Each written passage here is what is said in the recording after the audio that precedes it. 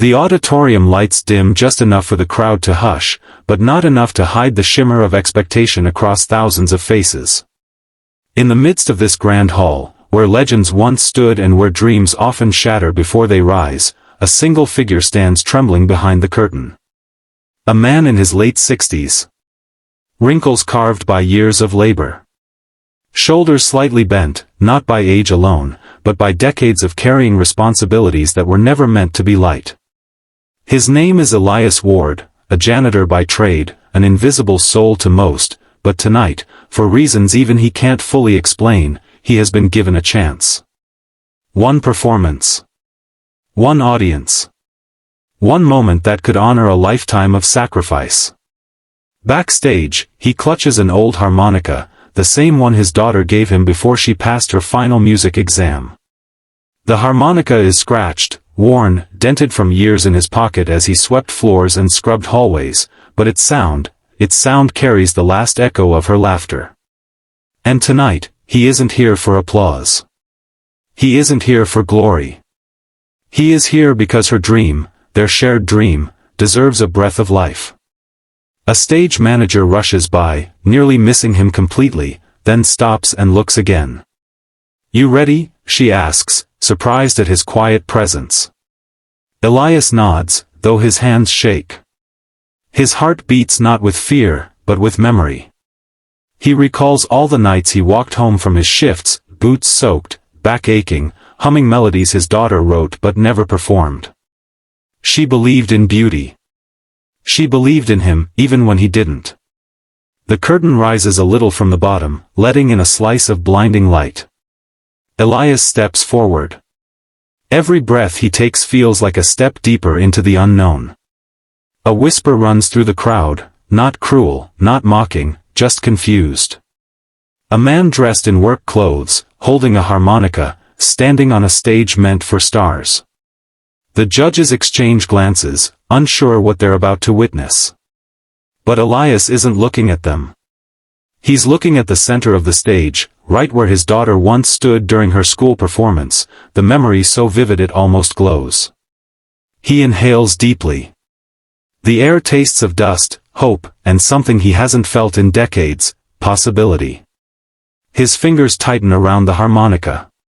Sweat gathers in his palms, but he doesn't wipe it away. Instead, he brings the instrument to his lips. For a second, the world pauses.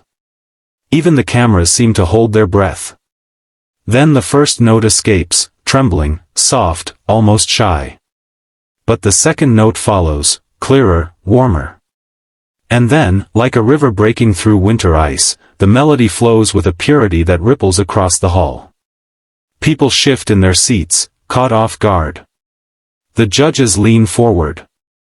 And something magical occurs. Silence doesn't just listen, it bows. Elias plays with the soul of a man who has lived through storms without shelter, who has watched dreams slip through his fingers while keeping others' dreams alive. Every note carries years of sacrifice, birthdays worked through, opportunities declined, ambitions buried under responsibility. And yet, it also carries love. The kind of love that doesn't fade, doesn't weaken, doesn't question its purpose. His eyes glisten, not from the lights but from the memory of a promise made long ago. "One day, Dad," his daughter once told him, "the world will hear your heart. Not just your work." Tonight, standing alone under a spotlight that never once belonged to him, Elias feels something shift, as if the universe has finally turned its head and seen him. And as the final note hangs in the air, trembling like a goodbye that refuses to fade, the audience sits frozen, breathless, unaware that they have just witnessed the beginning of a performance that will change everything. The final note of Elias's harmonica still trembles in the air long after his lips pull away from the metal. It lingers like a fragile feather suspended in light, unwilling to fall. For a moment, the entire auditorium seems frozen in time. The spotlights flicker slightly, the cameras pause, the audience leans forward, not one breath loud enough to interrupt what they just heard. It wasn't skill that silenced them. It was truth. Elias lowers the harmonica slowly, as if handling something sacred. His hands tremble, but not from fear. It is the weight of release, years of unspoken pain finally finding a voice. The judges exchange glances, the kind that say, "This isn't just music. This is a life unfolding." But while the audience struggles to understand the man before them, Elias is elsewhere. His gaze rises toward the balcony seats. He hasn't looked up there in years, not since the night his daughter performed her final school recital before illness stole her from his life. She had stood on this very stage, too young to know the meaning of fear.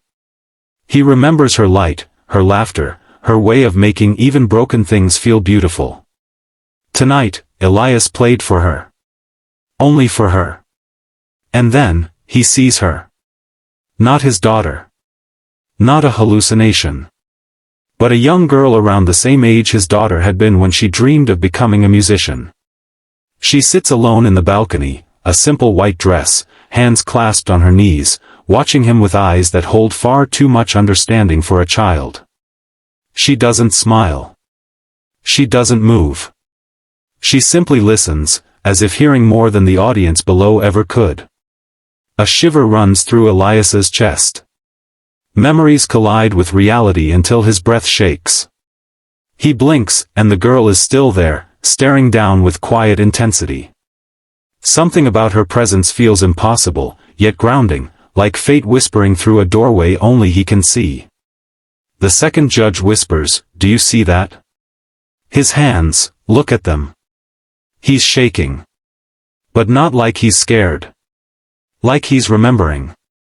The crowd begins to stir, murmurs rising like a tide. They don't know his story. They don't know the decades of double shifts, the nights he fell asleep in cleaning closets, the mornings he woke before dawn so others could chase the dreams he once buried. They don't know he used to play music on sidewalks for coins just to buy his daughter sheet music. They don't know how her illness drained his savings, his home, his peace, but not his hope. They don't know that music died in his house the night she did.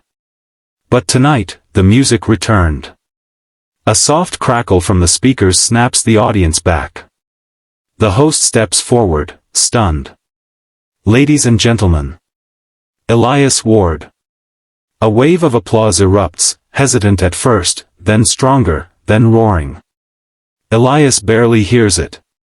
His eyes are still locked on the balcony, but when he looks again, the girl leans forward slightly.